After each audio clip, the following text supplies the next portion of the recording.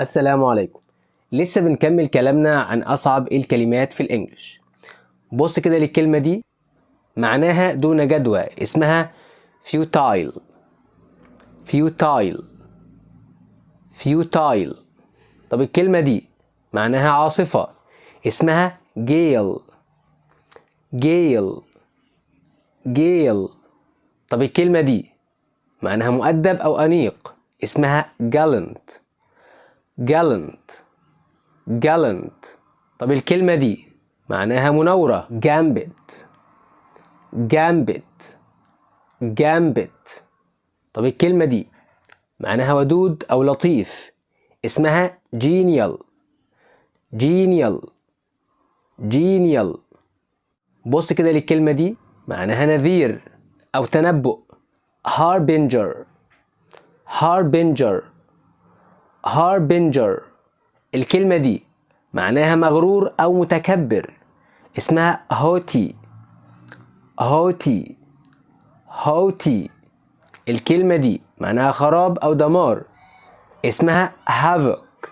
havoc havoc.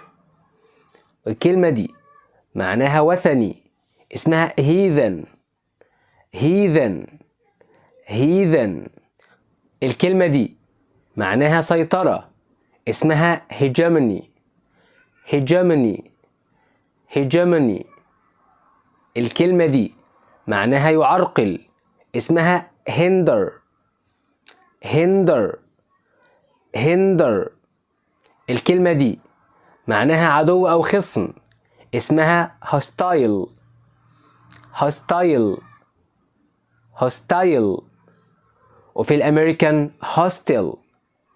الكلمة دي معناها كسول، اسمها idle.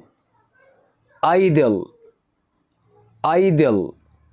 الكلمة دي معناها مجسم، يعني على شكل إنسان، اسمها incarnate.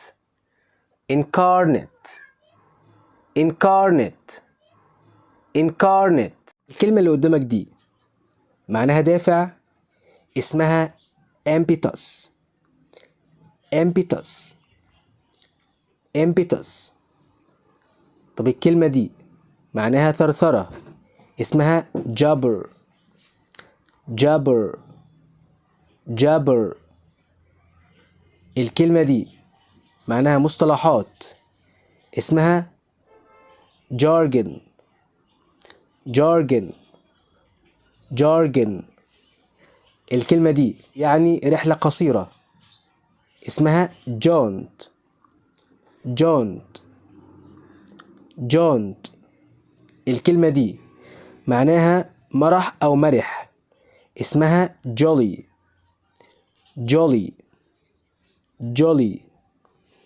الكلمة دي معناها حكيم، اسمها judicious. judicious judicious.